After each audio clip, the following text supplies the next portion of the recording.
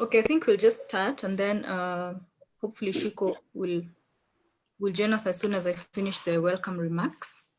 So I'd like to welcome you all to this webinar today. Thank you so much for logging in, and also to welcome our online viewers. So good evening again. I'd like to start by introducing our organization, and first of all, actually introducing myself. My name is Sheila Ngati, a program coordinator at Konrad Adenauer Foundation, Kenya office. So I'd also like to introduce our organization and just to tell you what we do, and then we'll move forward. So Konrad Adenauer Foundation is a German political foundation closely associated to the Christian Democratic Union Party of Germany. And the name was named after, actually Konrad Adenauer Foundation was named after the first Chancellor of Germany, Mr. Konrad Adenauer, whose name is very synonymous with playing a key democratic reconstruction of Germany. That was after the Nazi regime. And our main mandate in Kenya is we seek to promote democracy and rule of law. And how do we do this? We cooperate with like-minded stakeholders, government institutions, political parties, civil society, building strong partnerships along the way.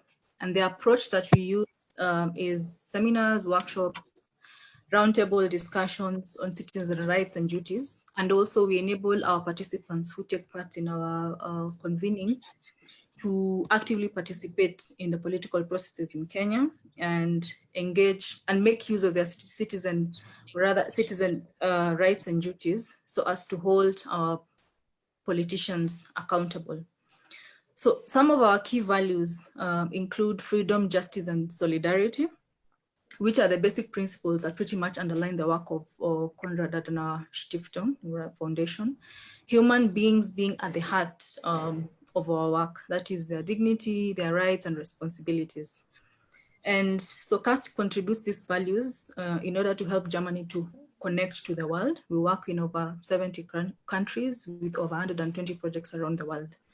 And so with the backdrop of our values, which are freedom, justice, and solidarity, and also human beings being at the key focus of our work, that is why we thought it would be good to also have this discussion. And our topic today is on the impact of COVID-19 pandemic on human rights in Kenya. So the two objectives that will be driving our discussions today are number one, to reflect on the impact of the health crisis in Kenya with regards to human rights issues, with a focus on the most affected counties, which is Nairobi and Mombasa, and we'll also look at the border points. And also, secondly, to unpack what the Constitution says about upholding human rights and reflect on the current collective response of the COVID-19 crisis in Kenya. Maybe just to also take us back to how the pandemic started. Kenya recorded its first case on 13th of March 2020 of COVID-19. And as of now, we are talking of what, 6,070 infected cases, 1,971 recovered cases, and we are at 143 deaths. And the numbers keep changing and unfortunately rising. So on another note, the Kenyan Constitution of 2010 has stipulated the upholding of international principles and norms on human rights. Some of these rights well known to us: right to access to justice, right to human dignity, right to life, and freedoms, basic freedoms like freedom of movement, freedom of the media, freedom of worship, etc., of which now we have witnessed some of these freedoms and rights, or rather an impact as far as these rights and freedom are concerned, that is on socioeconomic impact and also gender impact and many other impact. So, and unfortunately, the Kenyan society at large have really been affected by some of these impacts, but mostly the vulnerable groups in our society and also people who live in informal settlements, unfortunately. So it will be in the interest of CAST to actually have this discussion, rope in human rights stakeholders to have this conversation so as to influence the actions at different levels, and also to support our parliamentarians on how they could exercise the legislative and oversight functions to ensure that the government's actions and government actions are compatible with human rights obligations. So without further ado, I'd like to welcome again our online viewers. We shall be live on Facebook. We're actually live even now as you're speaking, and participants who are online can actively participate using social media, that is Twitter. You can tweet using hashtag COVID and human rights, and you can also tag Conrad using our Twitter handle at @cast_Kenya. And you can also participate by asking questions and sending your comments and reactions on social media, and also on our Q&A section in the Zoom platform. So I'd like to hand over to Shiko right now without further ado. I just think she's trying to come into the meeting, who is the ED of Tribeless Youth Organization and also a human rights defender. And she's going to introduce all the panelists who are here with us. And I'd like to wish us all fruitful engagements. Thank you very much. And I can see Shiko is with us now. Thanks. Shiko, please take over. Thank you, Sheila. Hello, everyone. I hope you can hear me clearly. I'm going to start by introducing our panelists because of time, as Sheila has already introduced me, so I don't need to go back into details. I'll start by Alan Obiro, who's a radio and digital journalist at Royal Media Services. He's an expert. He's based in Kisumu and has 10 years experience in this industry. I'll go to again Betty Okero, who's the team leader of CSO Networks. Betty is in governance and a practitioner in human rights, governance, and access to justice. Then I'll go to Mr. Stephen Omondi, a HLD and founder of Timama community-based organization that works towards using sports for peace and development and justice centers. So there's also Mr. Davis Okeo, a senior program officer, programs officer of Kisumu region, that is NGEK, Regional Office of National Gender and Equality Commission. Then there's Mr. Reverend Stephen Anyenda, the CEO of Coast Interfaith Council of Clerics, CICC Trust, based in Mombasa County. And there's Beryl Orao, Senior Human Rights Officer at Kenya National Commission of Human Rights. Welcome, everybody. And without further ado, I would love to give us each 2 minutes to basically just say hi and tell us how has COVID-19 affected your work. We'll start with Beryl, then to Davis, then we go to Mr. Anyenda, then to Stephen, and then to Betty. Yeah, we can follow up in that order. So 2 minutes each. Okay. Good evening, everyone. As Shiko has mentioned, I work with the Kenya National Commission on Human Rights, and COVID-19 has affected our work immensely, as it has many other institutions. Our work focuses mainly on the promotion and protection of human rights, and we do that through various strategies. One of them is the receipt of complaints and conducting investigations. And we also do public outreach, awareness forums, and among other things.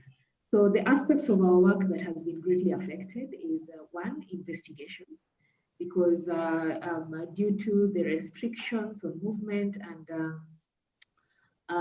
the social distancing measures that the government has put in place, it has become very difficult for us to extend our investigations beyond Kisumu County. It's a bit easier now, given that the curfew starts at 9 p.m. But at the same time, we, as a result of the petition that LSK lodged in the High Court, and the Kenya National Commission of Human Rights was also a party, the Ministry of Interior has been a bit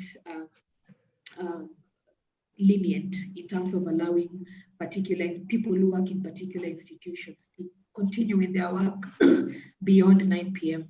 And it also helps that some of us who work with the commission are lawyers, and lawyers are exempted from the curfew regulations. So that has been an advantage, but in the beginning, it wasn't. Public outreaches, we haven't been doing that at all, of course, because of the restrictions on gatherings, but we have tried to mitigate that by reaching out to people through social media, which is not very effective because of the digital divide. Not everybody has access to it. Thank you.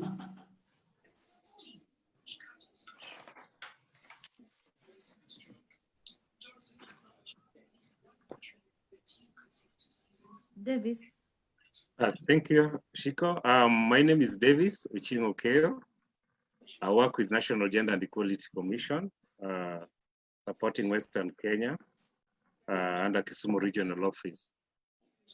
So COVID has brought a lot of realities that revealed so much, and that's also challenges as an oversight institution on how do we ensure that we protect and safeguard tomorrow today.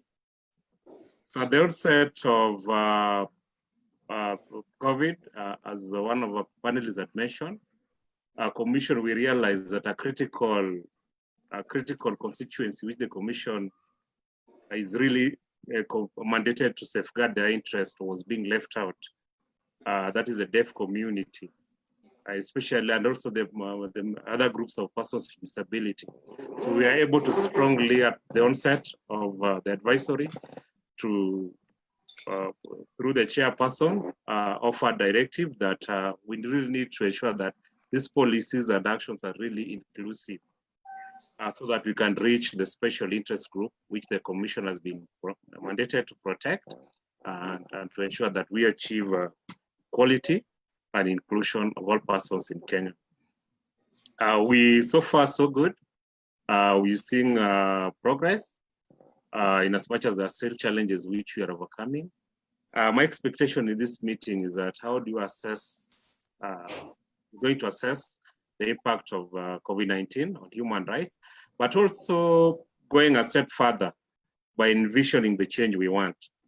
And I want to welcome everybody to help us walk this journey together. Thank you. Thank you, Davis.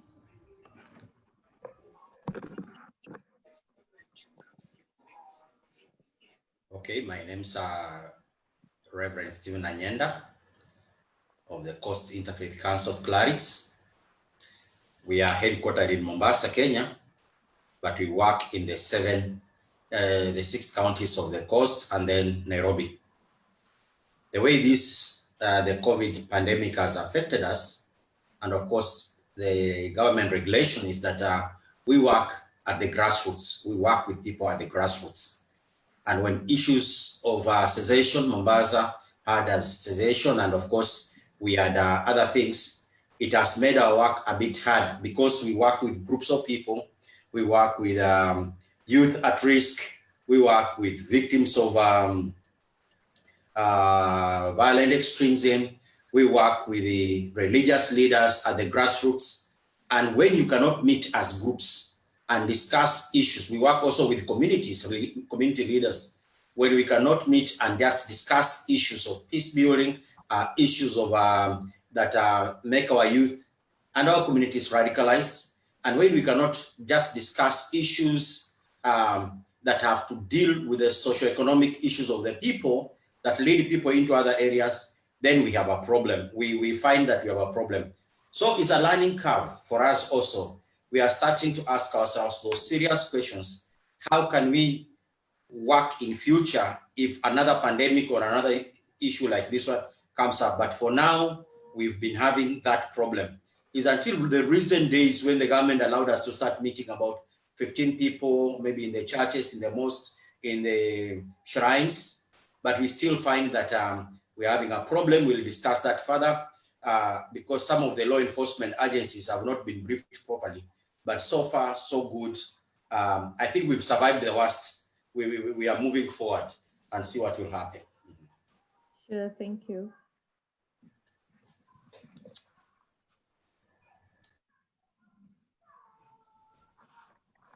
Was it Betty?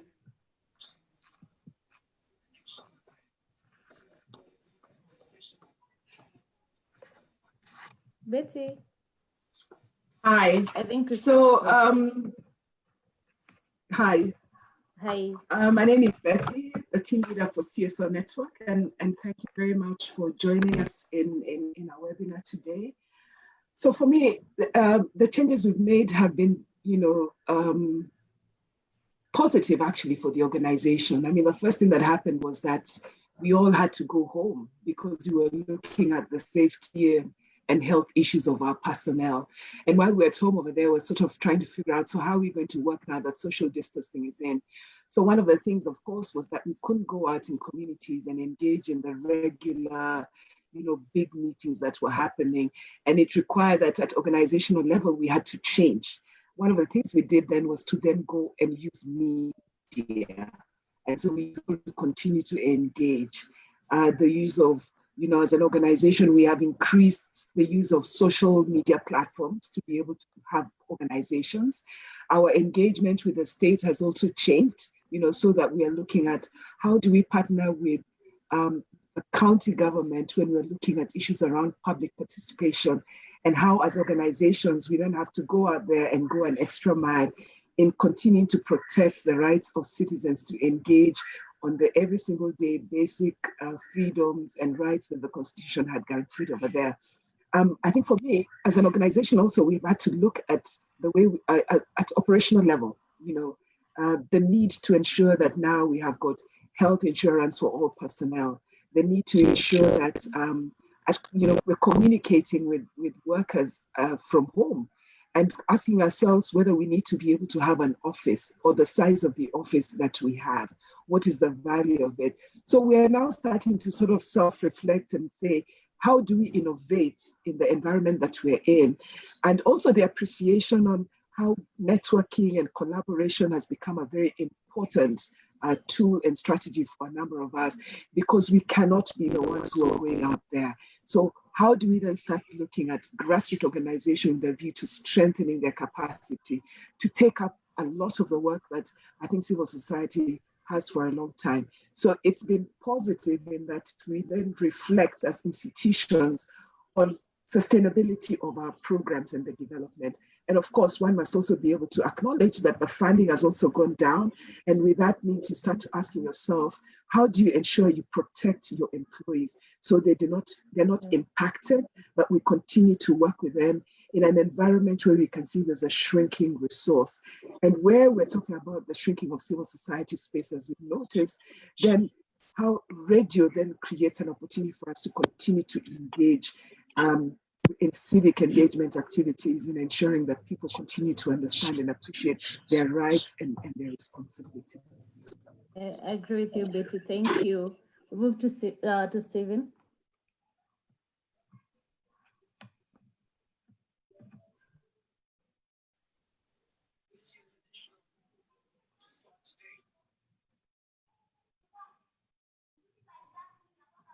Stephen, can you hear me?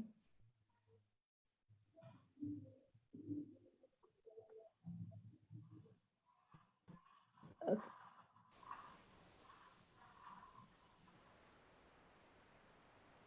I think Alan can go and then we go back to Stephen. Okay.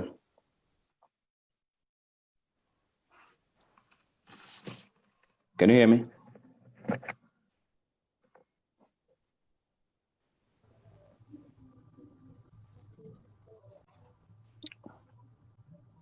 Are you able to hear me? Yes. Yes. Yes. Okay. Well, yeah, thank you very much. Once more, my name is Alan Obiro. I work for Royal Media Services based in Kisumu. So basically, I think it's been a new normal for everyone. And for myself as a journalist, having known that we part of the essential service providers, it's been a tough balancing act. Yeah, I mean, how do you balance between keeping yourself safe, at the same time, knowing that the population out there basically depend on the information, the work that you do to disseminate information.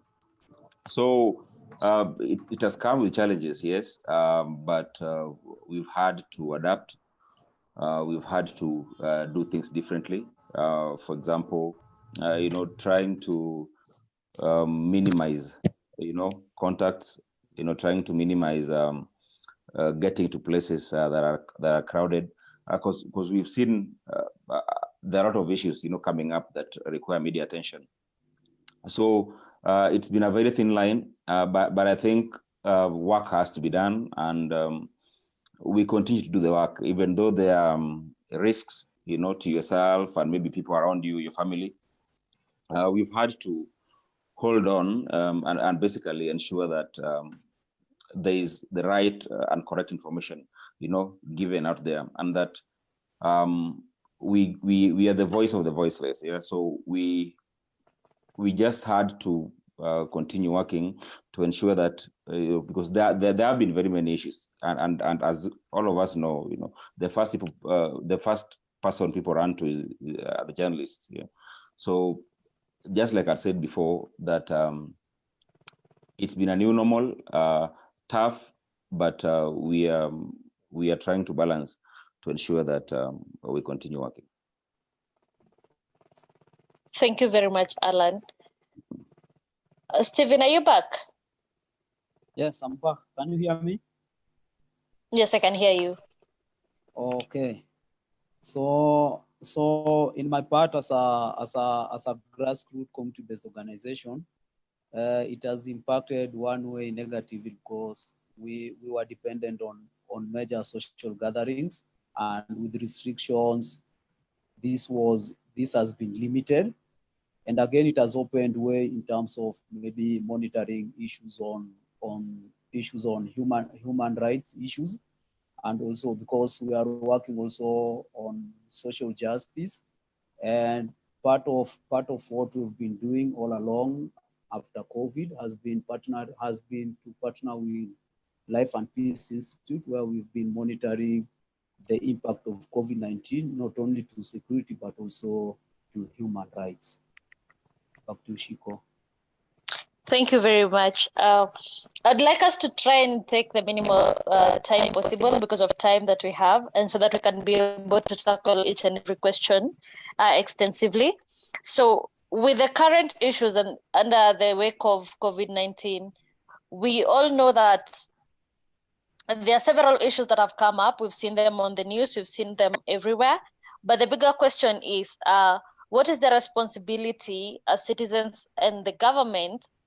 Like, what can we do as citizens and also as the government in regards to human rights issues? I would like Beryl and Davis to handle this. Kindly, 2 minutes each.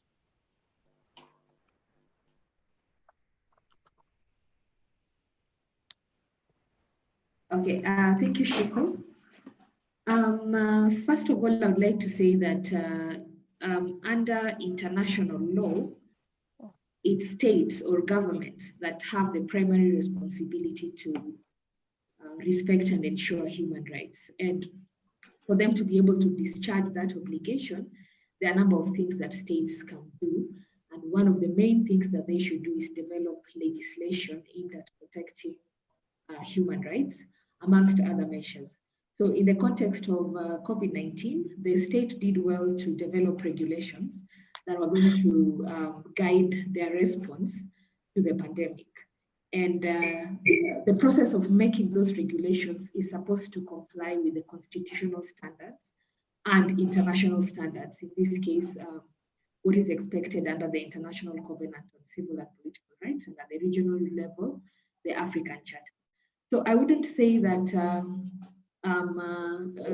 the constitutional threshold on the development of legislation was met, because for one, there was no such thing as public participation. But given the circumstances we found ourselves in, I would excuse the government for skipping such processes because the pandemic presents a challenge that was unforeseen, and it wouldn't have been possible for the government to fully comply with what is required and still be able to slow the spread of the virus.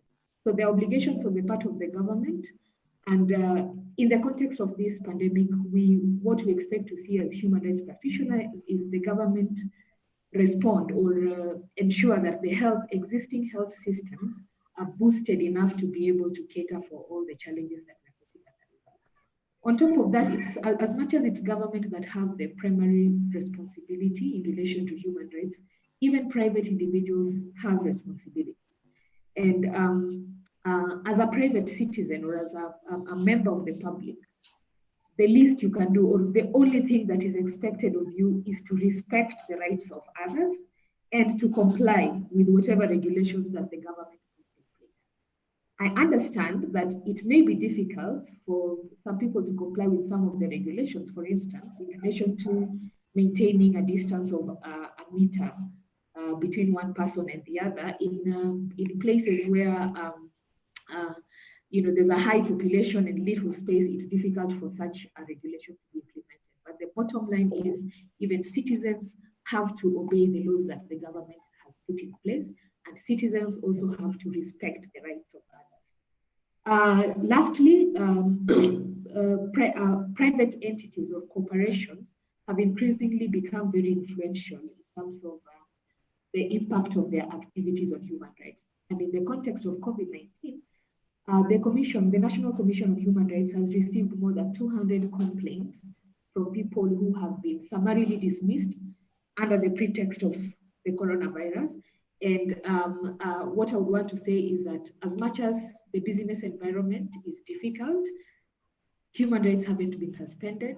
Corporations are still under an obligation to comply with their obligations under employment law. So if a corporation is going to declare anyone redundant, the proper procedure must be followed. Yeah, thank you. Okay, Davis, but as Davis comes in, I would like to throw another question into that, which I would like Beryl and maybe Betty to come in. How has this situation, being that we've seen people being rendered jobless, we've seen people being laid off without specifically having any explanation, but how has this situation or the pandemic affected the access to justice for common Kenyan? So Davis and then Betty and Beryl can guide us on that. Thank you, Shiko. At the heart of the government, in all those policies, programs, and measures my colleague Beryl has talked about, is that it's a fundamental duty, and this is well articulated in our Constitution, Article 21. The fundamental duty of the state and every state organ to do, one, to observe, respect, protect, promote, and fulfill. So these are things which we need to ask ourselves as oversight institutions, as wananchi ourselves. These directives which the government is giving, the statistics which are being provided, are they protecting us? Are they giving us, despite the environment, you're seeing that COVID-19 has really brought the brutal reminder to all of us, like we've been reawakened from our slumber. We thought we'd made this progress, but again, we've realized that all our development has been put to question. For example, we've made so much gain in our access to healthcare. And in fact, counties like Kisumu already are piloting universal healthcare.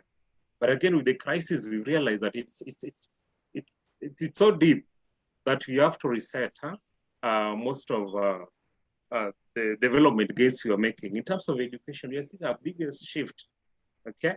As schools have been closed up to date, we've seen some people who are able to access internet or are going online learning, but majority of Kenyans are still waiting for the government to open. So what we just want to remind us is that we really need to ask ourselves, in all these steps we're doing, are we complying to those high commitments, high standards we've laid to ourselves, including aspects of both health, education, in terms of employment. And somehow we're making good progress. With the latest research the government released in May, looking at how COVID has impacted at household level, it's true what you're saying. More than 50% by May had lost their jobs. Okay, more than 50% are depending on their own business. They're not being employed by the people, but they're depending. And 49 of them are reporting that there's been a slow progression. And we've seen the state responding by having social protection programs. So what we need to really challenge is, and maybe I'd like to hear, is that those criteria of selecting the beneficiary, is it really working for all of us? Or it's only a given segment of our population benefiting from these social programs, including the social protection mechanism. So it's good what we're doing as a state to try to protect life. But again, also, we really need to be alive. How do we ensure that this life is more dignified? How do we ensure that we hold the dignity of our population so that we don't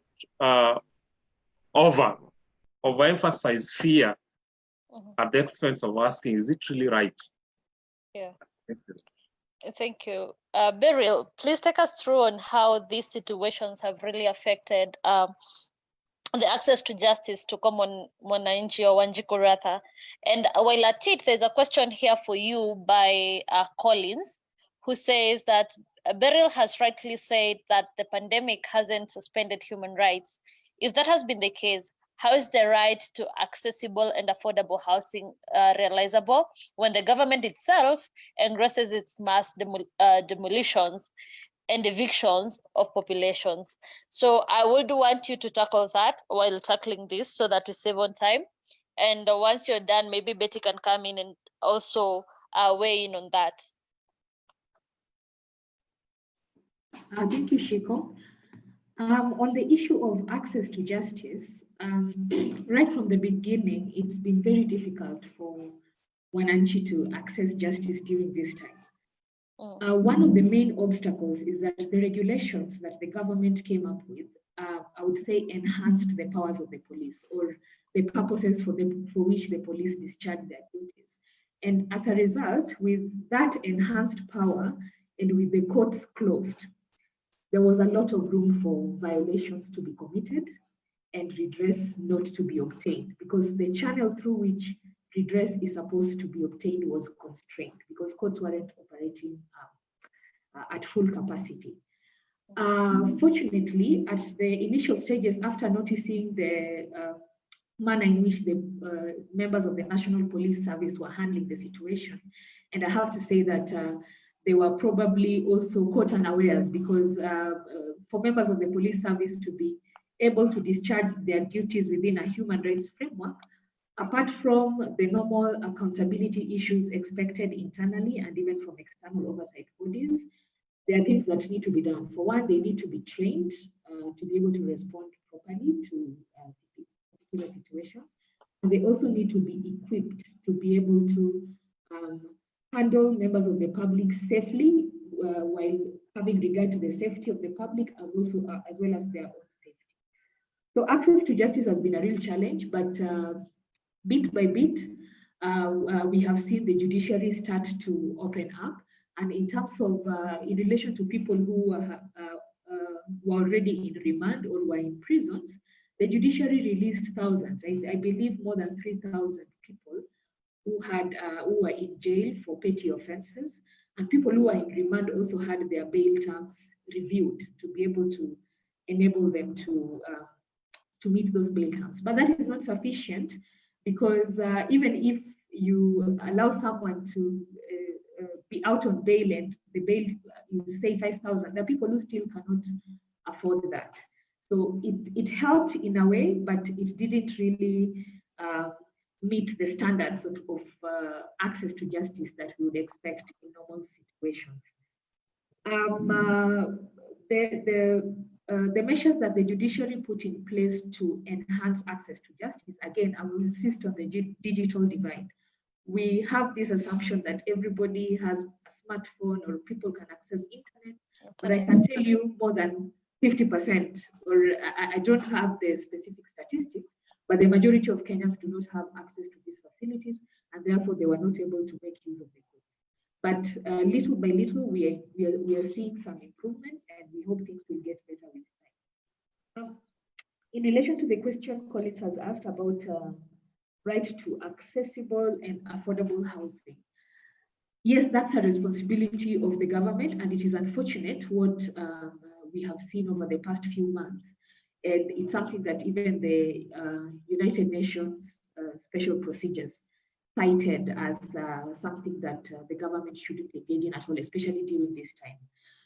Unfortunately, I wouldn't say the law didn't protect the people who were evicted from their homes, because in one case, there was actually a court order barring the government or the parties who evicted the residents of Kariobangi from doing so, but they went ahead and did that.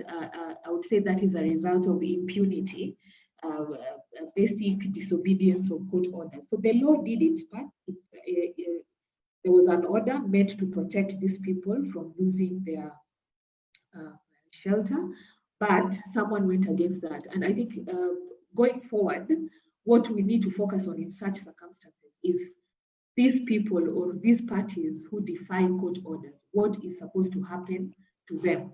And I think it's upon us as members of, as human rights practitioners and civil society, to keep watch or to hold our government to account when they fail to meet their human rights obligations. So it's unfortunate what happened, but it is a result of impunity. And for me, it's not a result of gaps in the law. It's sheer impunity. Betty, what are your thoughts on this? So perhaps I'll just pick up from what Beryl has said. You know, when the state is themselves the perpetrator in a COVID environment, then the question one asks is, what recourse do citizens have where they now want to engage with their landlords? Because that is a challenge that a lot of people are facing. And we have seen a lot of landlords who are either pulling out roofs or breaking down doors or, you know, organizing for people to come and throw people out in the night, you know. And the question is, you would go to the state to defend you, but if the state is the one who is also breaking the law, then you're sort of left on your own. But for me, it goes back to this whole bigger picture, that one of the rights that we have is the right to accessible housing. And the state has obviously neglected their obligation in this particular space. Because had the state been in a position to actually have houses where community members were, we probably have seen the state coming out with certain statements like, we shall give a moratorium for a number of our tenants who do not have to pay rent, because they recognize that there are challenges that citizens are facing. For me, COVID has created the impression that citizens are enemies, and yet citizens are victims. And because of that picture, we see it expressed in all the ways. So you will have, you know, the county government getting rid of everybody who is selling on the market streets, but not giving them an alternative, letting them suffer. You will have people employed and then people told go home because everybody had to go home, and then staying at home, and then eventually you get an SMS telling you that you no longer have a job. But the bigger picture here is that you have these large populations of Kenyans who continue to work as casuals in places where they have been for more than 3 or 4 or even 10 years. COVID creates an opportunity for us to start redressing some of those injustices. How is it possible that we still have people working as casuals forever? And who said that just because you're a casual worker, then somehow your rights were suspended? Because those are other questions that we must be able to ask. And if the government is saying that they are providing safety nets, why can't we see the same extended to some of these corporations so that they can continue to give some of their workers some sort of stipend while we are still sort of trying to tide this over? And, you know, even as we talk about, you know, the judiciary and how they realized and how they opened up, I think Beryl, you'll also be able to understand that where we have citizens who are representing themselves and do not have legal representation, the courts are still not accessible to them. We have seen cases of children, you know, or cases of children where they're not able to access the courts because the children's court is not working. So issues around custody, issue around maintenance, all those things have been put aside. and the domestic violence that we have seen increasing.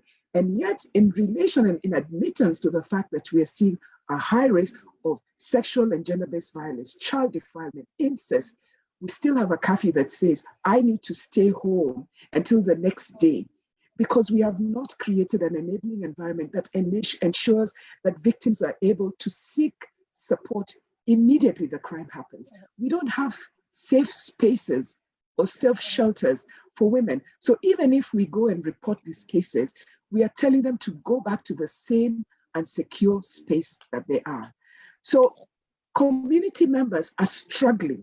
We have no jobs, we have no recourse, we're staying in houses, we're being told we have to get out, we're being told we must sanitize, and we're saying we don't even have piped water in our houses. We're being told to social distance, we're staying in a one-roomed house, and then you're telling me that I must commit to a curfew. If you walk into the informal settlements, when you tell somebody that, then what you're actually telling them is they can't even go to the bathroom. Sometime last week, there was a lady who was arrested because she was out, and all she had done was to go to the bathroom. On her way back, she was found walking into her house. She was arrested and taken to the police station in her state of undress. That's because we keep thinking that somehow citizens are criminals and they are the problem. And I think one of the things that we have to ask ourselves is that we have got a pandemic and we have refused to be empathetic to the situation. We're not being realistic about the situation. And yes, we do have laws, but sometimes I wonder how those laws are not designed to be realistic and practical to the realities that we have on the ground. Yeah, I agree with you, Betty. Thank you. There's another question for you, Beryl. I think today is your good day. Collins is asking that part of the mandate of KNCHR, the Kenya National Commission of Human Rights, is to support the work grassroots human rights defenders do. How is the Commission effecting this, considering that the grassroots defenders play a critical role in monitoring the human rights situation in the community level? I will match this with his other question where he's asking, could the panelists confirm whether COVID-19 containment measures are being applied within police cells, remands, and prisons? Beryl, please. I think a minute and then we jump into the next question. Thank you, Shiko, and thank you to Collins for the questions. Yes, we do work very closely with grassroots human rights defenders, and it's not something new. We've been working with them for as long as we've been there, and that is why we have networks of human rights defenders across all the counties within which we work. And our past investments with these human rights defenders has been to train them on issues like monitoring, conducting investigations and documenting human rights violations, issues of advocacy. And the reason why we empower them with that kind of knowledge is so that they do the work by themselves. It's not us acting as prefects, the human rights defenders, our subordinates. They're not our subordinates, they're independent institutions, they're independent individuals doing a very good job. And we've also been depending on them very heavily in terms of reporting cases of human rights violations and even investigating. So like the cases we've had during this period, the cases we've had in counties outside Kisumu, they've been investigated by human rights defenders on the ground. So we are working very closely with them. I know sometimes support is equated with providing finances, but we don't always do that. Where we can support with finances, we will, but we expect human rights defenders to be able to come up with innovative ways of addressing human rights violations. And that could also mean forming networks amongst your own self. So that if you're in Kisumu, for instance, and Kisumu is a big county, if you're in town, you don't have to respond to a situation in, say, Nyakach, which is over 100 kilometers away. There should be someone there who can respond to that situation. So those are the networks that we've been trying to form. And in some cases, they're working very well. In a few places, they're not working very well. But that is something that we keep working on. On whether COVID-19 measures are being implemented in prisons and police cells. In prisons, I would say yes, because we've, over the past 1.5 months, we've been working very closely with prisons to monitor what measures they have in place to ensure that the disease doesn't get to their population. One of the things that the prisons has done is to ban new admissions. So new people are not being taken into prison, they are remaining in police cells. It is unfortunate, but it is a measure that the government has taken to protect those who are already in prison. If any one of you has ever been to a Kenyan prison, you know that there is very little space to work. In a ward meant for 50 people, you can find up to 300 people. So that is one place where you cannot possibly implement social distancing measures. Instead, you're supposed to implement preventive measures, and that is what they have been doing. For serious cases where someone has to be admitted in prison, all the prisons that we have worked with, at least in Western Kenya, because I've been in touch with all of them, they have an isolation ward where a new person goes into that isolation ward. They stay there for 2 weeks, and on the day of admission, their samples are taken by KEMRI for those who are in Western Kenya. Their samples are taken by KEMRI, and if a result is positive, then you're transferred to the health facility within the county. If you're negative, then you're integrated into the rest of the population. So it's been working very well, and I am glad that we haven't had any case of COVID-19 in any of the prisons in Western Kenya. In relation to police cells, it is not working at all because cells are very small spaces and they also few. In each police cell, you'll find a maximum of 3 cells, one for women, one for children, and one for men. And most police stations do not have cells for children, but they arrest people and they host people there. So there are no COVID-19 measures being taken in police cells, but the encouragement that we give the police is to release people as soon as they arrest them, because they have the power to fine you or to bond you so that you appear in court on a given date. So that is and that is also the advice that the Inspector General of Police gave to all police stations. Maybe they're not implementing it, but that is what they should be doing. Thank you.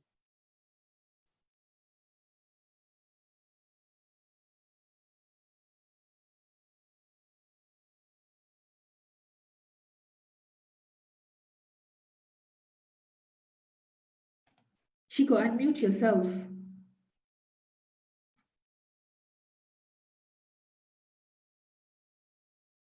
Oh, sorry for that. Oh, so I was saying, well, at it, policing during this pandemic is one of the responses. It's one of the response mechanisms by the government. But what more can the government do to ensure that rights and freedoms are not violated or curtailed during this pandemic? So I'm gonna give it to almost everyone here. I would want Beryl to go because she's on the mic, and then Betty follows. Then we go to Davis and Stephen Omondi, and then Reverend Tanyenda also. And Alan, if you feel like this is a point, there's a point from the journalism perspective you want to weigh in, please feel free to do so. So I think we can take 5 minutes each. No, 2 minutes, sorry, 2 minutes. 5 is a lot. Okay, so policing has been a major challenge right from the beginning, and I would attribute those challenges to a number of things. One, historically, we've had a very brutal police service. Used to be a force, now it's a police service. But if you look back into history, the relationship between members of the National Police Service and members of the public has, at least in most parts of Kenya, has never been good. On top of that, accountability of members of the National Police Service for violations that they commit in the context of their work has been very low. It rarely happens, and when it happens, it's mostly because the media has made a lot of noise about a particular situation, or someone has taken up a case, a civil society organization or human rights defender has taken up a case very seriously and put pressure on the police to act. But most of the cases of violations by members of the National Police Service are rarely redressed. Thirdly, the members of the National Police Service themselves are not, I would argue, they are not usually trained well enough to be able to police or conduct their operations within a human rights standards, and they're also not equipped with appropriate equipment or human rights friendly equipment, and I'll briefly talk about that shortly. Now, given all those challenges, that set of circumstances, and then you present a new challenge of a disease that is deadly and which has to be, whose spread has to be curbed, And the police officers arguably are playing the biggest role in fighting this disease, much more than the health workers, in fact. You have a very fertile ground for human rights violations and the absence of redress, especially as Betty mentioned, people are not accessing courts, or people are not accessing redress mechanisms. But we can't keep talking about the problems only. What can we do to make the situation better? In terms of training, I am glad that IPOA has been working with the National Police Service, and they are soon launching a new curriculum for members of the National Police Service, so that new recruits will be taken through a new kind of training, which hopefully will enable them or enhance their capacity to conduct their duties within human rights standards. Secondly, in terms of accountability mechanisms, we have maybe our democracy is not perfect, but we do have a democracy. We have internal oversight mechanisms within the National Police Service, and we also have external oversight mechanisms. And these external oversight mechanisms do not start and end with IPOA. There's IPOA, there's Kenya National Commission on Human Rights, but there's the more important constituency of human rights defenders, who are very many and are spread all over the country. And these human rights defenders also include people within the media. And thank God for social media. Thank God for those of us who have smartphones. You can capture violations, post them, and then pressure will pile on the Inspector General of Police or any other duty bearer to act on violations. So let's keep people, state actors accountable. I would encourage human rights defenders, civil society, and the media to use the platforms that they have to support the work of state oversight bodies, especially IPOA and the National Commission on Human Rights. And lastly, the United Nations, within this week or early next week, will launch what is called the United Nations Human Rights Guidance on Less Lethal Weapons in Law Enforcement. It is a new document which was launched last year, but will be officially published either this week or next week. And it guides police forces or security agents on the use of less lethal weapons. And less lethal weapons include like tear gas, which are not necessarily non-lethal. They can actually lead to death. But under what circumstances can they use such weapons, and what kind of weapons can be used in particular circumstances? That is what the guidance does. And I would encourage civil society, state actors who are here and beyond, to use that as a tool for advocacy, so that we see what is contained in that document reflected in our laws and reflected in the practice of the National Police Service. Thank you, Beryl, for giving us hope. But there's a question here for you where they say, you have mentioned that there are no new admissions in prisons, but there are still arrests happening. The people remain in cells, but how safe are they, and how safe are the police, especially during this time? Okay, so I have to qualify that. Prisons are generally, the general rule is that they're not admitting, but there are people who are still committing serious offenses, like someone who defiles a child or someone who commits a murder. When they're taken to court, the court will normally refer them to a prison. But as I said, prisons have, all the prisons within Western Kenya, because I speak of Western Kenya because I've talked to all of them, they have wards that are secluded, that are meant for new people or new admissions, but they are very few. And those new people who are newly admitted have to be tested before they're integrated into the general population. Now, the ones who go to court, the people who are arrested and are detained in cells, police are still not allowed to hold you beyond 24 hours unless it's a weekend or a public holiday. So you will somehow find yourself in court, and the court will give you, commit you to bail, which you need to pay before you are released.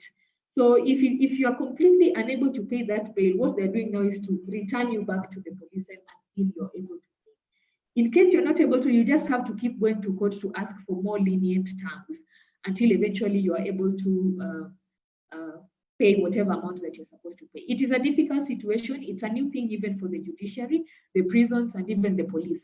That is Ordinarily, you wouldn't hold a person in a police cell for more than 24 hours.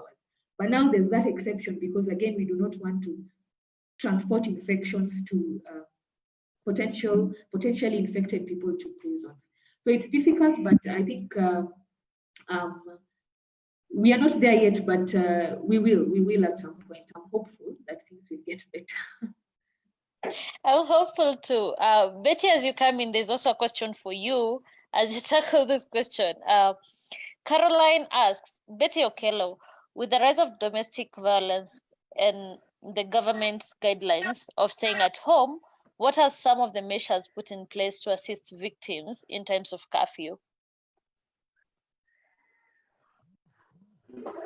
So most counties have got an allocation and they had gone out of their way to buy ambulances. And one of the things that we should have seen counties doing was allocating those ambulances specifically to deal with cases of domestic violence or sexual violence as they were emerging, because they do recognize that it is becoming out of hand. The other thing that most of these counties should have done by now, and this is something that we have been talking about since devolution came into place, was the need for safe houses or shelters, transit homes where women and children who are in need were able to go and be rescued or to be able to seek some sort of relief temporarily while they wait for the next actions. And I think COVID has exposed just how totally unprepared we were. But the other thing also that it has done is that it exposed how counties do not take seriously the issues around sexual and gender-based violence. And the fact that it has emerged in the COVID area and it has become almost like an epidemic, one would imagine that counties would actually be able to rally and see what it is that they can do.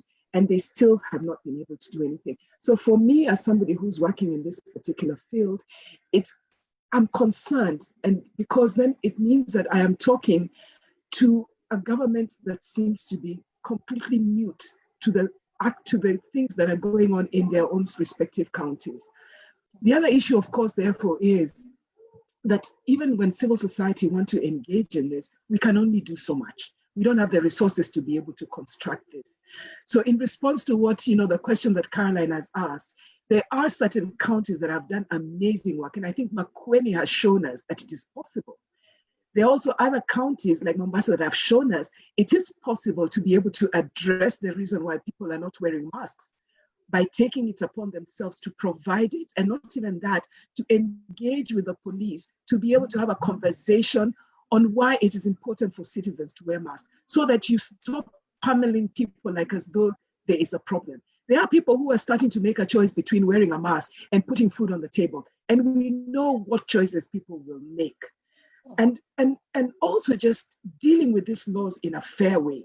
There's absolutely no reason why you can go and decide that the people in informal settlements are breaking the law on social distancing, and our politicians who are traveling out of town where there's a lockdown and into places where you're wondering, how did you get here where there's a lockdown?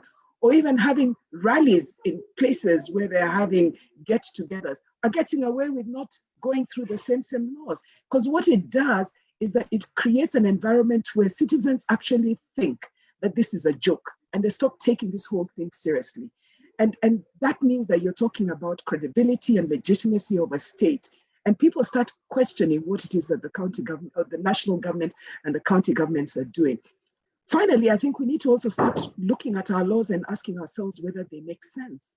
I'm glad that the judiciary has actually announced and has been working that any case that comes up, whether it's domestic violence or sexual violence, they can actually go to court and it will be dealt with. And they're actually fast forwarding it, and because they're saying, we will be able to handle it. Why? Because when you take a perpetrator and you're told that you're social distancing to the police station, they're actually released with, given bail terms, and they go home. What that actually means is the chances of finding this person where he has already been arrested is that he will disappear, and there's nothing that anybody can do. And that means that the victim will not be able to get any form of justice. But that the judiciary is looking into it, that's a really good thing. But I think we need to expand this a little further, because if you also look at how the alternative dispute resolution structures are working, because of social distancing, we have actually scattered members.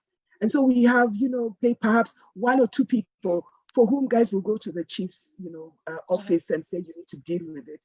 And what you then get is a chief who now wants to be able to give you a moral lecture, tell you how, go back. Marriage is a very difficult thing. You need to go back and do this thing. We can't have that, but that's because this is the only recourse he has. If he's not going to do that, he's going to tell you not to go back. The question is, where is he going to take you? And there's nowhere. So ultimately, people are going back to places that are not safe.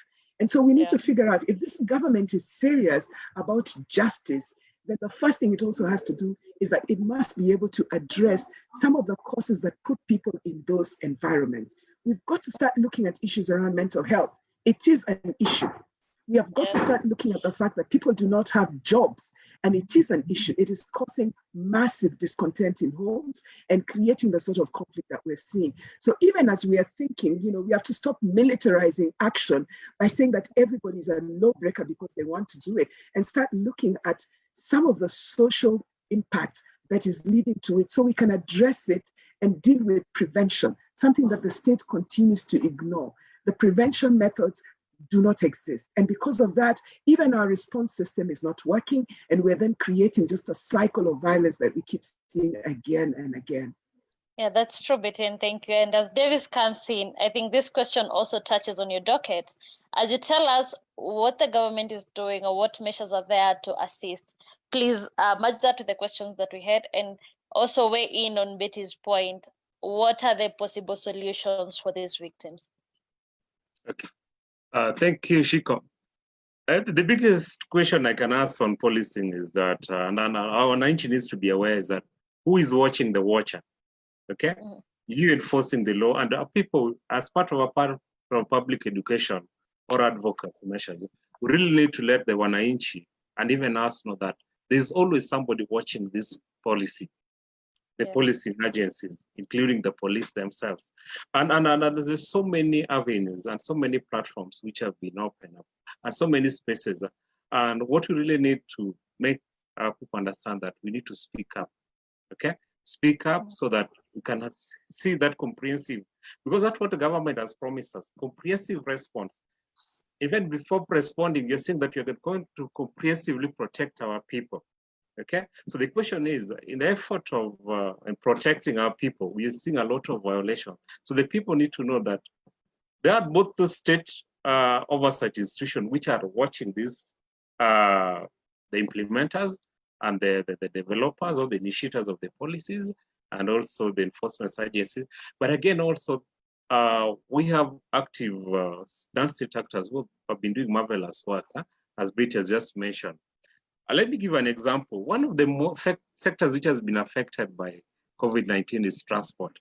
And as you and I know that a majority of our young people, especially the male youth, are engaged in the border operators. So last week, a young person walked into my home on a Sunday, and he told me that he's been arrested by the police. So when I started documenting this case, what I asked him, when he was narrating the whole incident, I asked him, did you have the safety gears and all those measures? Did you have the mask, you and the passenger or the pilot? And he said, yes. Did you have your license? I said, yes. And then why were you arrested? So when I got this case, it tricked me because the guy wanted me to, he wanted to mortgage his land at a cost of 10,000 shillings so that he can go to the police station and pay for the release of his motorbike. And I found that funny in a way. So when I asked him which police station was that motorbike taken, he managed to mention Bondo police station. And I got the OCPD contacts. And when I made inquiries about the motorbike, he also seemed shocked that the young person is saying that he's being asked that huge amount of money. And this young man told me that the money, the bike he got on loan. So he's been defaulting for 4 days to pay his loan, okay? And even the finance had called to repossess this bike. So what I want to let our people know that we can speak up, and when you speak up, there's always somebody watching, okay? And it works. I believe the system still works despite the hitches we have. Great. Great, thank you. Stephen, as you come in, being a HRD, I want to throw in this question for you. The question is by someone called BM. They say there's been an increased instance of HRD intimidations. I think this is the cases that we've seen, HRDs being arrested, etc. How should especially grassroots HRDs react or shield themselves from these intimidations? So Stephen Omondi, as you come in, please answer that question.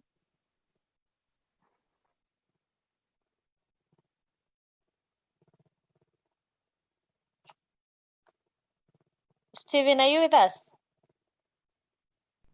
Yes, I'm with you. I'm just saying you just repeat the question because I had some internet. Okay, so the first question was, so the question first or the one I've read right now? No, the one you have read right now. Okay, so the question states, there has been an increase of instances of HRD intimidations from SMS threats, summons to the DCIs, and arrests. How should especially grassroots HRDs react or shield themselves from this? Yeah, I think I will start with the second question about the response to the DCI. Okay, first of all is to see how maybe we can work with the government. The government means from the local administration where we have the local chiefs. From the local chiefs we have the Nyumba Kumi initiative. Then we also have the area OCS and the police station. Sometimes it's come a big challenge whereby you are maybe following up a case and some witnesses are being intimidated, something like that, and or also maybe you find that some witnesses who are to write the statement are also colluding with some of the rogue police officer. So sometimes it's a bit challenge, but we always try our best to see if maybe we can seek justice at that time. So for now, there's no, I can say there's not that good relationship, in a way that some of the administration or the DCI are maybe responding negatively, in a way that they are seeing that you are trying to expose some of the activities, also expose some of the inhumane actions that they are doing or they are perpetrating. Such a case is about the extrajudicial crimes that are happening, police brutality, forced quarantine, and also like is it who one of the panelists said about the police cells and the social distancing. Yeah, the cells. Yes, the cells. He talked about the cells, but he didn't mention about the forced quarantines, which are being done in some of the national schools or some of the schools. Back to the first question, just maybe to react on some of the responses. I would say that it's important if maybe the response could involve the community. The community in this way, I can mention about the Nyumba Kumi, who are some of the non-state actors that were not involved in the first place, because even some of the enforcing police officers do not know the context of the situation. Like one of the panelists mentioned about, like in the context that you are coming from, in the informal settlements, we have bathrooms outside the plot, so you have to move out and go and relieve yourself. At this moment, when the curfew is being implemented and someone is pressed, then it becomes a big challenge. And some have been arrested, some have been brutalized, and also some of the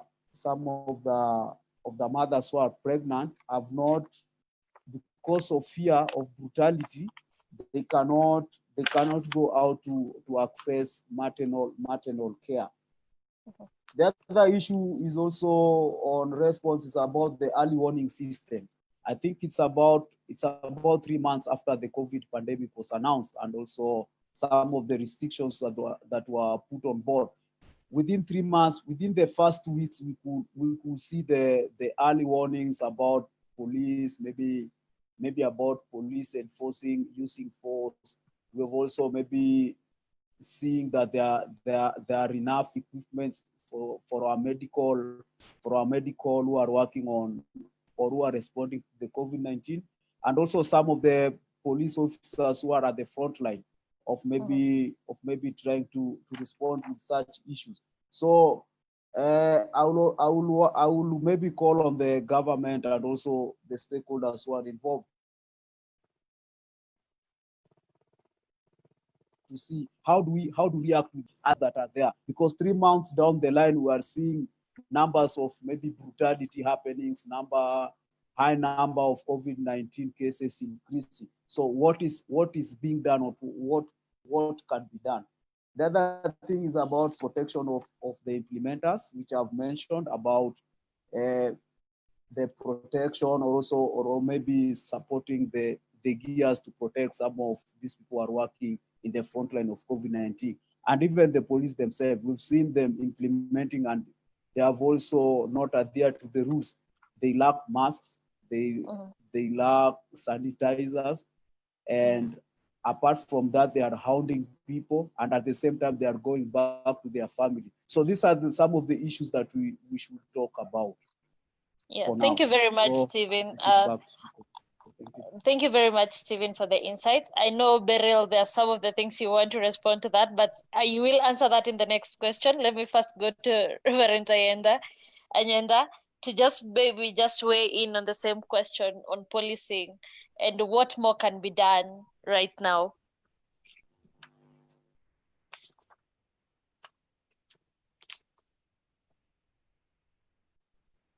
Reverend Stephen, you're on mute, kindly. Okay, am I now? Can you hear me? Yes, now I can hear you. First of all, I must say I'll speak from a religious perspective, and I'll put in those rights issues. The first issue we must realize: a human being is not just a physical being; he's also an emotional being, and he's also a spiritual being. Yeah. You cannot just put a person as one. You must trichotomize a person. You must say, who is a human being? Now, what we are discussing right now is a health matter or a health issue, which has been expanded to be a security issue and expanded to be something else. But we needed to see it as a health issue. And so in the issues that come to my mind is, who is a citizen of Kenya and what are the rights of a citizen of Kenya? Do all of us feel that we are citizens of Kenya and that we are enjoying the same rights in this country, even when there's a pandemic? Are we treated as citizens, or are we treated as sub-citizens? Is that manifestation seen? Are others more equal than others? Are others less equal? So what are the majority of Kenyans feeling? Are they citizens? Are they second-class citizens, or are they? So that's something that someone else may have to deal with that. But now when we come to this health issue, when you come to the issues of, let's say, the faith institutions, you'll find that one of the areas we are asked to do is to close our churches, mosques, shrines, and temples, which we did. Why did we do it? Because our books, our sacred books, tell us to be careful. We honor human beings. We love neighbor. We love human beings. God even says, don't kill. There are many things we would have come into, but because of time, we respected that. However, when we come to issues of consultation, we find that there was less consultation. Many key religious leaders and institutions were not consulted. We were just informed to do this and do that. The assumption is the religious institution is not an essential service, but we do believe we are an essential servant. If you go to some of the less endowed areas of this country, you'll find that we are a major investor. I know a minister said we get the sadaka, we get the offerings for ourselves, but you'll be surprised where the offerings go. You have to walk throughout the country and see the water that is being provided, a lot of other schools, hospitals that are being provided, where the government itself is not providing. Some of that money goes there, and of course some of the money goes to our stomachs. We cannot say, just like taxes, the government taxes also go to to people. There's a lot of people who eat a lot of things and they want to claim they are not doing that, but let's leave that for another day. Now, because of the investments, someone should have thought, what's the role of the faith-based institutions in a community? We are found at the grassroots. You'll either find a church, a mosque, a shrine, or a temple at the lowest of the low, at the grassroots. And we deal with people on a daily basis. So you want to say, where are the CSOs? The CSOs are the grassroots. Where are the FBOs? They are at the grassroots. We speak with people all the time, whether there's COVID or there's no COVID. So there was need for a conversation in consulting and in training to say, what is COVID? What is this coronavirus? How does it appear? How is it going to affect the community, so that we could have used everyone who is able to come there? It's one thing to stand on the radio and say, now we have these numbers and that numbers, when 70% of our people don't even have the TVs. It does not help us. It helps when all the leaderships are talking and explaining to the people in their heart languages. You know, English and Swahili are the national language, but many people don't understand those languages. There's something that you must explain to the people in their heart language. So you need someone they trust, someone they talk to every day and ask, what's this corona? What is this COVID? Why are we told to have social distance? How is it going to affect me? Why am I putting on a mask now? How can I drink my milk having a mask on? How am I going to talk? These kind of things need to be there. Secondly, or the third thing is issues of psychosocial support. And several of the panelists have put it there. You notice that with the time, that stress levels are increasing, whether that is in the police, whether it is the citizens who have lost their jobs, whether it is in the families that are not used to staying together for a long time, the stress levels are increasing. And because the stress levels are increasing, we are starting to see domestic abuse, and we are starting to see other things. Now, some people are asking, how come there's a lot of teenage pregnancies? When the young people cannot go anywhere, when you are telling them you cannot socialize, they'll find a way of socializing. Young people know how to socialize, despite the law of this country. We must start asking ourselves, was it possible to open churches which have a lot of space and schools that the children would have gone there under some kind of supervision just to maybe do something else? That's something that someone should have taught us. Let's not threaten people with a lot of COVID. It's as if it is a disease that we must now learn to live with. However, the Minister of Health must come and tell us how to do it. The other issue is stigma. Now that I'm a COVID maybe healed person and I'm going back to my society, can my wife accept me?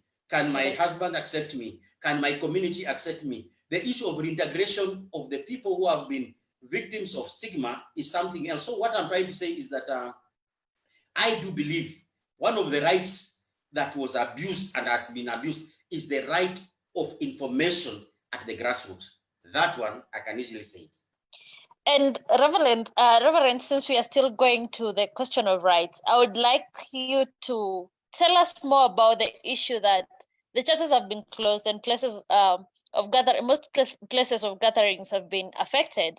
And as you've mentioned, there are so many ways we could have used the church, especially now, maybe as a place to tap into talents of young kids who are still at. Do you think this has affected the community, and what could have been done? And also maybe you can touch on what are you doing during these hard times to basically make sure that there's a bit of contribution towards the community and the church is not silent. I think, let me start with the word church being silenced. We are starting to communicate with the ministries, the relevant ministries. We are saying that this COVID thing, the way we see it, it's going to stay with us for a long time. Let's learn to talk. Let's learn to discuss. Let's learn. This cannot just be what we call deep government issues or just government issue. It is our issue. It is not a Minister of Health issue. It's not a Matiang'i issue or an interior issue. It is our issue. Since it's our issue, can we now bring a broader discussion on those issues? Now, how could we have used the churches? And my sister there was speaking. When we come to issues of domestic violence, you'll be surprised, before the police are told, there is a religious leader who has been told there's been a fight. there was need to include them in the conversation of psychosocial support. We give a lot of psychosocial support to the communities. And many people assume that the imams, the pastors, the other priests are not trained. We have some of the very, very sharp minds in this institution. They should have been used in psychosocial support. When issues of domestic violence come, where do people run? Someone will say, do you run to a police station? Or do you run to a church? Or do you run to a mosque? If there was a discussion, the churches and the mosques and the temples should have been used as centers of refuge for people who are suffering domestic violence. And then other people would have come in and see, because there are so many classrooms, there are many churches, look at areas, maybe in the densely populated areas. And like my brother said, there are 10 people living in one room. Was it possible to use a Sunday school class? Was it possible to use even a church to have more people staying inside because of social distancing, instead of closing them completely? You know, those are kind of issues I'm asking. Was it possible also in the area of speaking to the people when they have stress? Was it possible to have more of people deployed who are trained just to speak to the community and say, it will come and pass. It has come, it will pass. This is how we'll need to do. You know, we must start discussing this issue. How do we get back? My brother was speaking about there's a big population of young people who are Mjengo people, you know, people who have just casual work. They have been left out. The churches are helping in providing, and even temples and other places providing a lot of food. The government is giving some food to designated people. There's a lot of Kenyans who are undesignated. Even people who were not supposed to beg for food, their jobs have collapsed. Rent is needed. Churches are coming in to help, and even mosques and even temples to help these people. And you have seen us giving food, giving masks, giving medicine to people. And that's why we're helping. We are just in the social place until we are told we can now mingle with the rest of the decision makers. Thank you very much, Reverend. I'm seeing several questions, which I would want to be merged basically with the next two questions that are coming up. And as we've had and as we've seen, we have so many highlights, and I think my highlight for now is if there was more participation, then we would have found safe spaces in churches, we would have found safe spaces in other spaces that are not being used right now, and this would have made the victims of gender-based violence find a safe shelter during this hard time. The other highlight was about the HRDs, and this is where Beryl and Betty come in.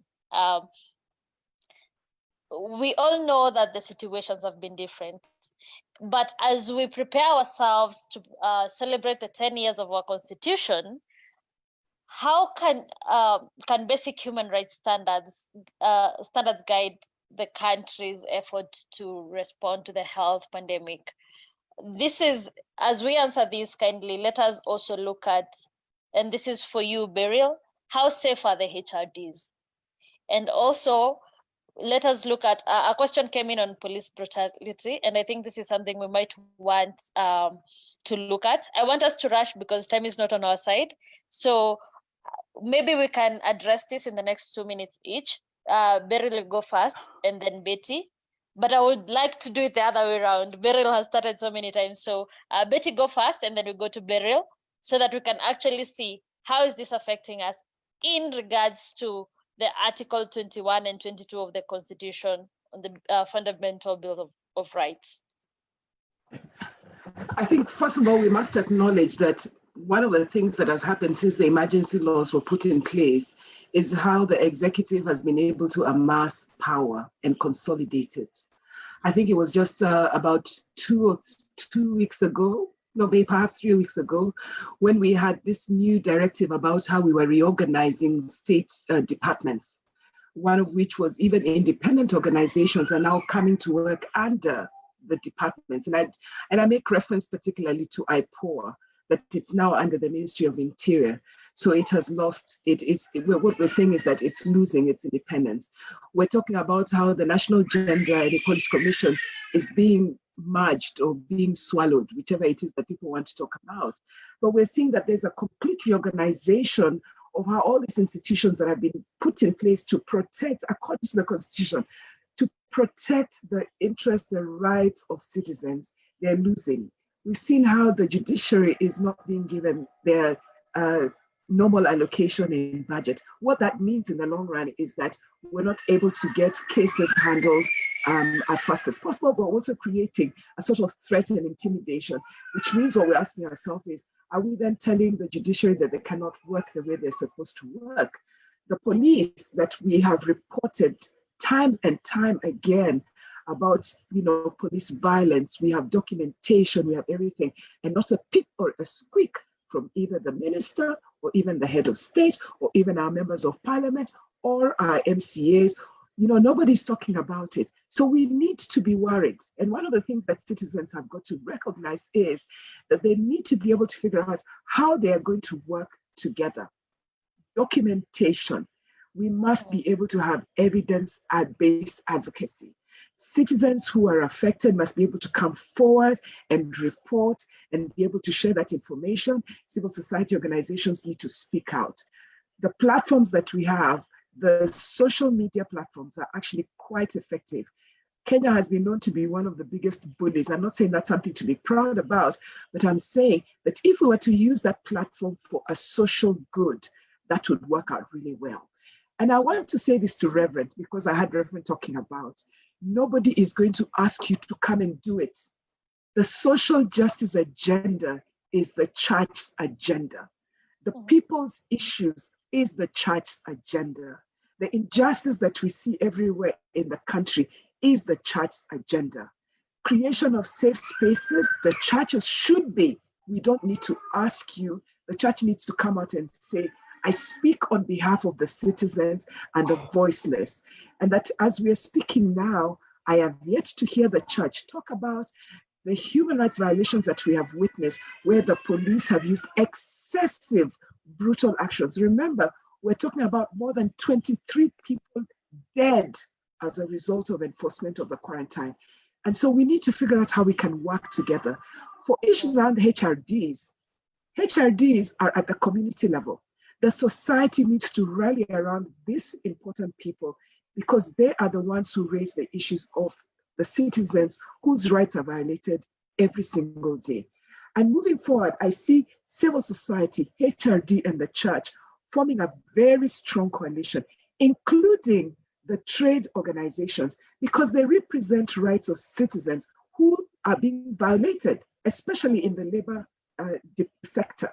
So we need to come together because we need to recognize that it is us citizens who are affected, and therefore all these institutions that are talking on behalf of citizens need to be able to not just reclaim their voices, but be able to be firm and say, as we are watching all these organizations who are losing their funding or who are losing their independence or who are being swallowed or dismissed or completely out of the picture, we need to come out loudly and say, those are our organizations.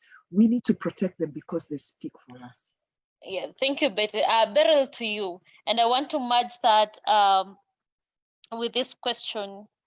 I want you to answer these two together because of time. What has been the plight of the integrated IDPs and refugees in their host communities in regards to human rights and COVID-19 pandemic right now? So I would want you to answer all of them together so that we move fast. Thank you, Shiko. In relation to the other questions, I think Betty has already said quite a lot. I wouldn't say anything that's different, but I just want to emphasize on the question of how safe human rights defenders are. I cannot emphasize enough the need or the importance of HRDs working together or forming coalitions. If you work in isolation, you become an easy target, and it becomes difficult for anyone to intervene on your behalf whenever you find yourself in any kind of problem.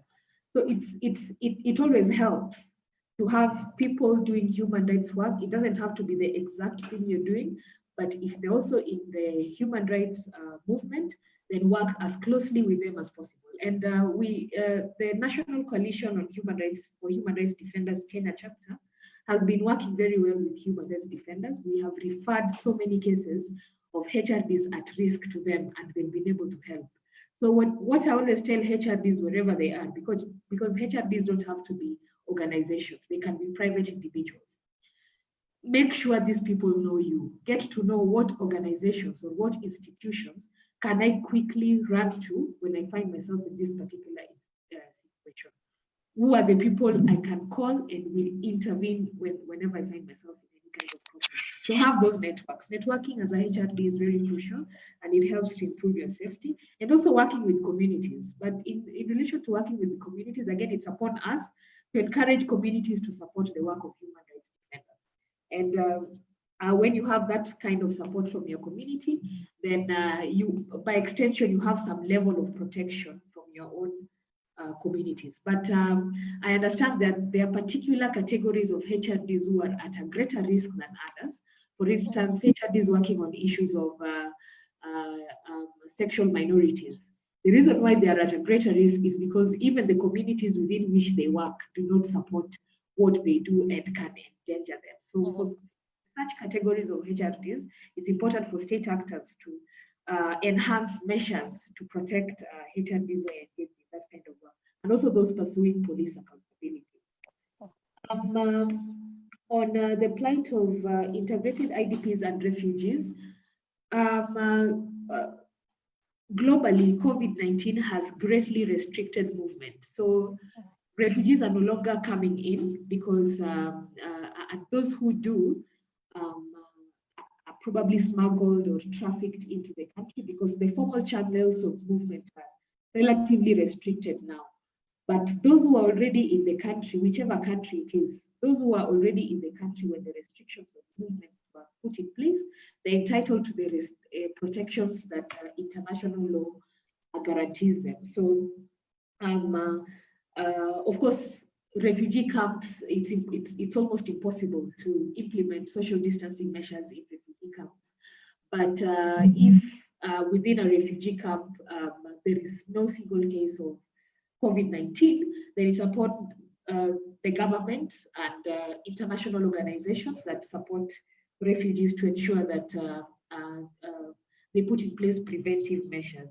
For IDPs, the problem of IDPs is one that we can start talking about now and never finish because they have always been there.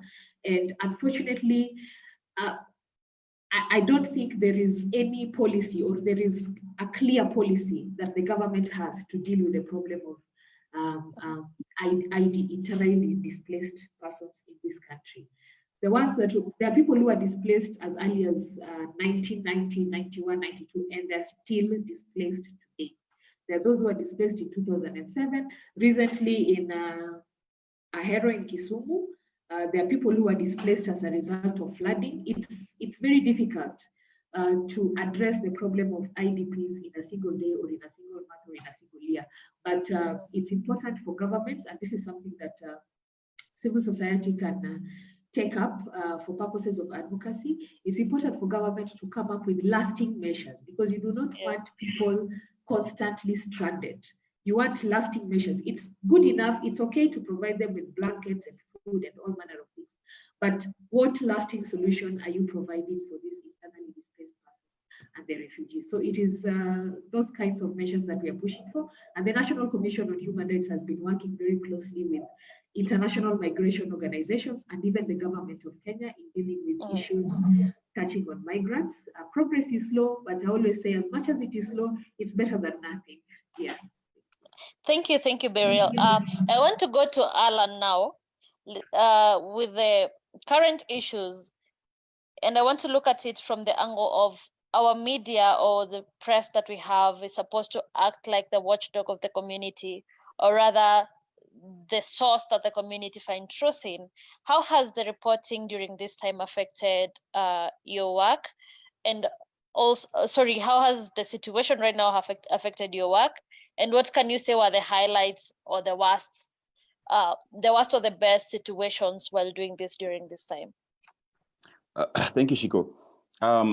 Before that, I just wanted to also weigh in on the issue of policing, during this this pandemic. And just like Davis, and Ora have said, people need to speak up. People should not keep quiet. when these violations happen, and we've seen convictions, of individual officers, because just like the society, there are good and bad apples, yeah. So people should know that when such things happen, silence is not the cure. And for example, now the courts are not optimally operating, yeah. But I mean, the wheels of justice may be slow, but in the fullness of time, justice will be served. And because I know they are being documented. There are groups or institutions that are documenting such kind of violations. And in fullness of time, there'll be prosecutions. So turning to how the situation has been with the work, like I'd said before, it's been a tough balancing act. And since measures were imposed around March, including the issue of dawn to dusk, dusk to dawn curfew, journalists too have become victims. They became victims of police high-handedness, and this has been seen in several places. We remember in Mombasa when it was starting, I think the journalists who were attacked, in broad daylight when they were filming officers who were harassing those who were getting to the ferry. We've also had cases in Eldoret where I think my colleague there, Mr. Wanyama, was briefly arrested when he went to speak to Wananchi, just about their thoughts on enforcement and implementation of the COVID regulations. So we haven't been spared. And interestingly, there are a number of journalists who continue to face harassment, during this period. And I feel that, I mean, the government and everyone knows the important role that we play. And at the same time, when we're having these rules, rights haven't been suspended. And just like every other panelists are saying, the government seem to have overlooked this, and I think this can only be addressed if we keep on piling the pressure. So for me, I think the major highlight has been we are not safe. Most journalists who have fallen victim to this, they feel that they're not safe, and there is need for the government, and the constitution is very clear, especially on Article 33. The freedom of the media, freedom of expression, freedom of the media, and even access to information. And we've seen even constraints in trying to get information relating to COVID-19. In the first steps, you would not even, like, there were bloggers who were arrested or occasioned to pull down the whatever they had posted on COVID-19 cases. Yeah. So it has to come out clear that rights have not been suspended, and there are existing even convention and treaties, and even national legislations that are meant to protect journalists. So for us, like I keep saying, we will keep soldiering on, because if we don't speak up, then nobody will speak up for the public. So despite the challenges, we'll continue to soldier on, and with other partners, the human rights defenders, other institutions of the government that are meant to check on this. If we work together, then I think we'll get over this. Yeah, and as you finish, I would like to ask this, and then I jump to Davis. Do you believe that a comprehensive, integrated, and participatory response informed by human rights approach would be better, would offer better chances of addressing the pandemic and the complications that are there right now? So as you answer that, David, please prepare to come in with the question on gender. I've seen several questions for you, but I will tag them in. But there's this question where there has been a spike in gender-based violence and domestic violence during these times. How is your organization trying to address this? So as Alan answers that, then we can jump to you, Davis. Yes, Shiko, I believe this should be picked up because at one moment, Kenyans felt like this COVID-19 prevention guidelines management, and not geared towards the general safety of everyone, which actually should be the case. Yeah. So in the initial stages, we saw people complaining about conditions, in quarantine facilities. We had stories of people escaping, people jumping over the fences and getting away, because it's like, it's meant to, to offer or keep people safe. But again, the conditions in there are not human. We've also have seen uproar in burial protocols for COVID-19 bodies. For example, whatever happened in Sierra, where the first death of COVID-19 was reported. There was a huge uproar, and I think even the Law Society of Kenya here, the Western region, they went to court on the same. Even though now later the orders they were seeking, for example, to exhume the body, were not granted by the court. But I think, and again, we also see a selective implementation of these burial protocols. You see other areas, or if it's a dignitary or someone, who is of high, is perceived to be, a mheshimiwa or a relative, people gather, they sit down, a multitude of crowds. So I think that again paints a very bad picture to the government in terms of implementing such kind of regulation. So I believe the government should not be seen to be at war with the citizens, but to be seen to be fighting the virus. We've also seen the virus impacting on how the county governments are engaging their citizens. There is totally lack of involvement, public participation. Decisions are being made in the pretext, of fighting the virus. So I think this need to be looked at, because looks like we are in this for a very long time. I agree with you. And time is not on our side, so I want us to take the minimum time possible. Davis, as you come in, there are two questions here for you, one by Collins, and there was one by Caroline, yeah? So this pandemic has exposed just how unequal our society is. I think that is one thing that Alan has brought out quite clearly. What intervention has NGEC fronted to bridge this gap? Then Caroline says, my concern is the mentally disabled, deaf and dumb. In short, those ones who are physically challenged, which measures are the judiciary putting in place to make sure information on self-protections reaches them? Okay. Thank you, Shiko. The Commission is very livid to the spike of gender-based violence, and as part of our mandate, we are continuously providing public education on the existing frameworks which we've laid as a country to comprehensively protect our people from such incidences, and when they occur, also to respond comprehensively. And we were among the first. We really appreciate the recently introduced toll-free line for reporting, which is really going to consolidate around data on violations and also using the reporting of such violation. As a commission, we are also actively, we are aware that there is need, what you just said, multidimensional, and we are always championing and we support a coordinated approach by all actors within the referral chain. And that's why I say when you speak up, and the law currently even allow a neighbor under the Protection Against Domestic Violence Act 2015, it allows anybody who suspects there's an active violation within the neighborhood to report.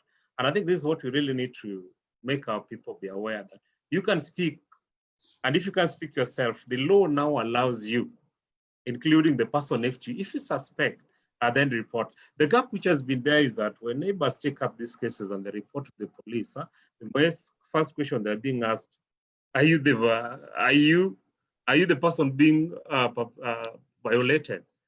So that's what we really need to pass. Currently, anybody who suspects there's an active violation, you're supposed to report.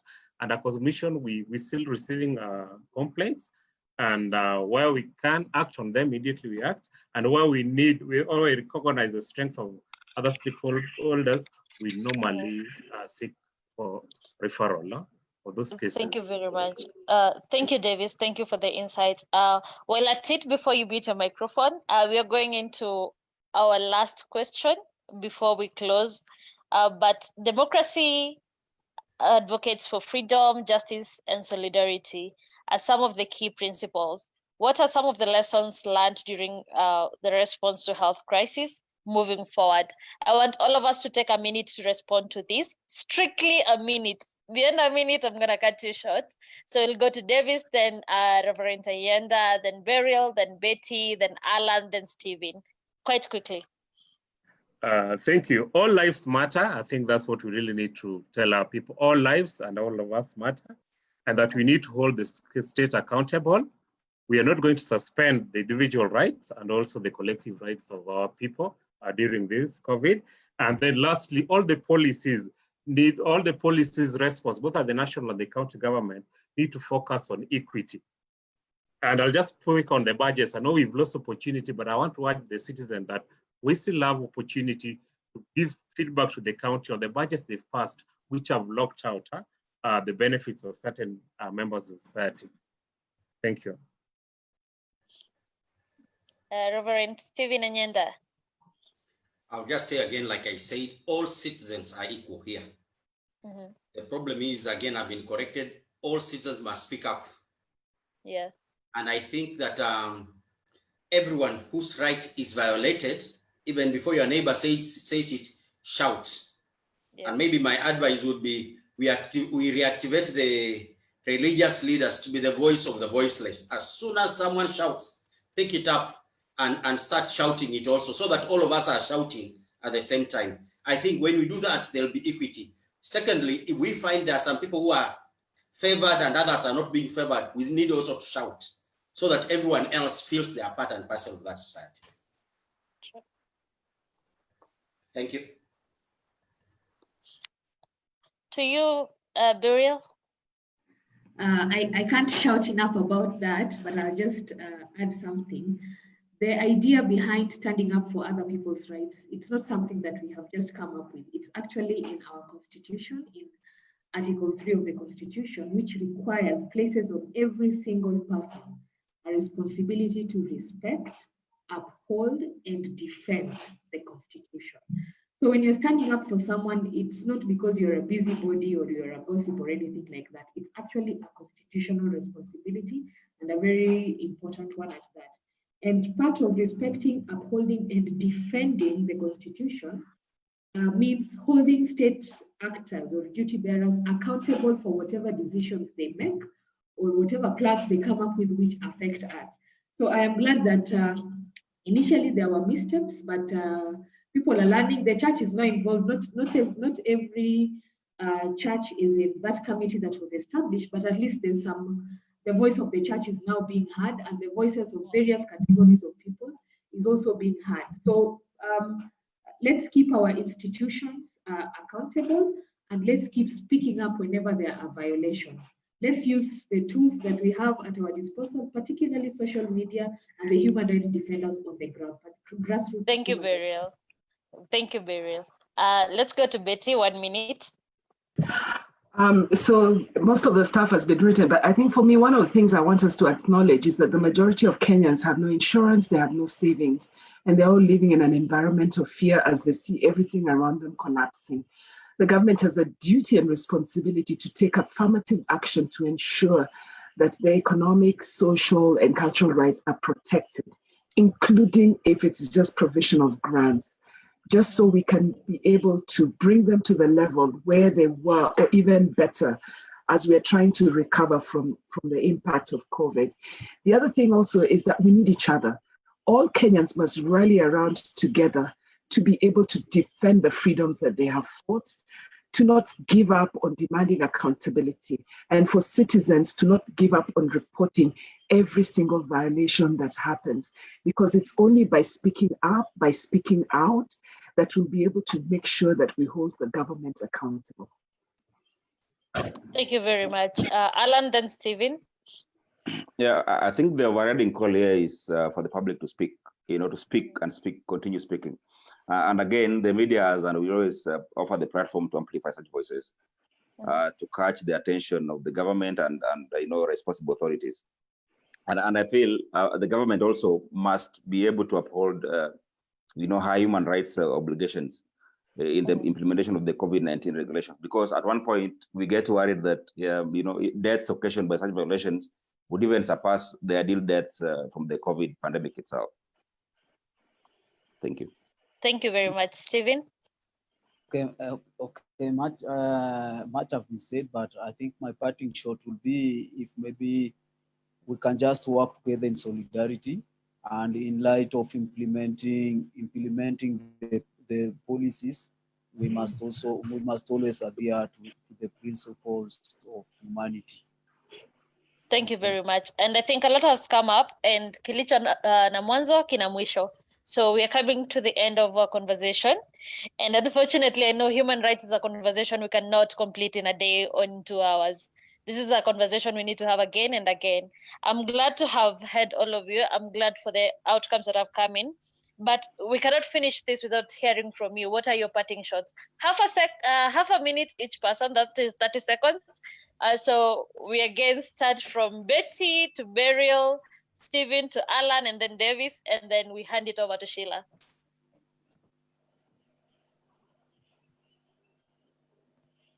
So we start with you, Betty. So half a minute. Yes. For me, what I'm going to say is that COVID has given us an opportunity to actually look in the mirror and see all the gaps and challenges that we've had, all the noise that we've been making as civil society actor. COVID has been able to present the evidence for us.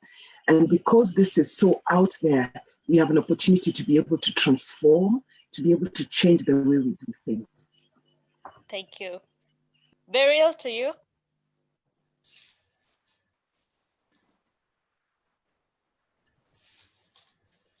You're on mute. Sorry, I'll kick the ball back to our court as human rights actors and civil society organizations and human rights defenders. Please look out for the documents that I mentioned, the UN guidance on the human rights guidance on less lethal weapons in law enforcement. Take advantage of it, use it as an advocacy tool, ensure that whatever it has is captured in our laws. Thank you. Thank you very much. Reverend Stephen.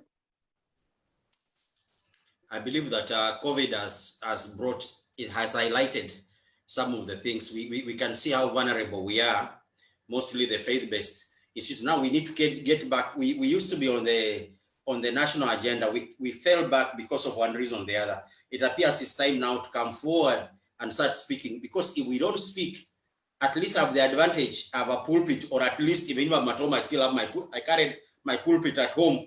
I still can speak on behalf of the society I live among. Thank you. That is well in. Alan, to you. I think despite now everyone being in a new normal mode, let's keep the conversation going forward, because like everyone says, all lives matter, and let each of us play their part. Thank you very much. I think Stephen gave us his parting shot. So Davis, the last person. Thank you. My parting shot is self-care to all of us who are holding the state accountable to protect, promote the dignity of human life. And that's all. Thank you very much. And as I hand over to Sheila, I think my parting shot will be stand up, speak out, because this Kenya needs all of us. Thank you. Yes. Back to you, Sheila. Thank you very much, Shiko, for moderating for us tonight. The discussions were really interesting, just to hear, from different experts from the different organizations that have been represented here, what they really think about the impact of the health pandemic as far as human rights issues are concerned, and also they gave recommendations here and there. So unfortunately, social media was not very, very active. I'll read out some 3 tweets. They're not really questions, they're just reactions, or rather, reactions from some of the people who at least plugged in on social media. We have Kipnetich Ngeno, who say domestic violence is the abuse of human rights in homes and families, affecting parents and children. Gender has been on the rise during this period of COVID-19 because people have stayed home for long, which has led to fights in homes. We had Davis talk about this and what the organization is actually doing as far as the gender impact and SGBV issue is concerned. Then we also still police brutality is on increase. Reforms are needed because many people are losing lives due to their acts. Yeah, we also addressed this at some point. Then we had Ruth Bolo. It is unfortunate that owners are using the pandemic to abuse the power they have and trample on the rights of Kenyans. Yeah, those are the only tweets that I can share or rather read out as of now. But anyway, at least on the Q&A platform, there was more activity there, whereby many questions were thrown to the different experts who are here. So I'd just like to say thank you very much for giving us your insight views of what your different organizations that are doing as far as addressing this issue of the impact of the crisis on human rights is concerned. We have to admit that the crisis has really brought out a lot of inequalities, existing inequalities that we've been having. And it's unfortunate that, a health pandemic had to really bring out these issues. But again, even if they came out into the limelight, or rather they came out, we cannot just keep quiet as stakeholders who have an interest or who can do something about it. We have to talk about these issues. I've heard many of you talking about our voices. You have to speak out. So that is we have to speak out. We are very fortunate to have the social media with us, yes, at our disposal during this time and age. So it's also a very good platform to use to make our voices heard, to sign online petitions, for more and more political actions as far as addressing, for example, this issue of human rights and a pandemic is concerned. So I'd like to close by saying the pandemic has actually given us time to relook at who and what is the most important in our society. It's time to think about how to reshape our countries, Kenya, actually our countries in general, because the COVID-19 has affected the whole world, and also really think about protecting the most vulnerable groups and work towards creating a more equitable society. Democracy may look like it has been greatly challenged during these times, but it's important to really still look at it as very essential during such times. And also with regards to, rather with a connection to the human rights, it still remains a foundation of any civilized or rather any democratic society. Inclusivity is also important. We should also remember to include the different groups in our society as far as finding solutions to address issues to do with democracy and human rights is concerned. So I'd like to thank you all for your great insights. It was really fruitful, I must admit that. I'm sure our voices are being heard by the who is who, even our legislators. The other day we saw, I think it was in May, where we had even our parliamentarians actually really looking at, they actually summoned, I think, our CSs for the health, CS for health and the CS for, and Matiang'i, with regards to some of the government actions, rather the government measures that have been put in place and the impact that they're having as far as human rights are concerned. So it means that all the noise that is being made in different corners, be it social media, be it in the mainstream media, be it even from an institutional point of view, there's somebody out there who is listening and they're taking action. So I'd just like to end this webinar and thank you all for your great insights. And there's nothing much from my end. Wish you all a very, very, very good night. And if you still have some more reactions, you can still throw them on the Twitter using the hashtag COVID and human rights. Yeah, and you can also tag Conrad at @CAS_Kenya. So thank you very, very, very much, and may you all have a good night. Thank you very much, Sheila. Have a good night. Good night. Good night, Sheila. Good night, everyone. Okay. Good night. Good night, everybody, and thank you all the panelists. Great conversation. Thank you. Bye. Have a great evening, everyone. Thank you. Bye. Thank you. Reverend, you and I are together. I'm hearing you. I'm coming. We must discuss this.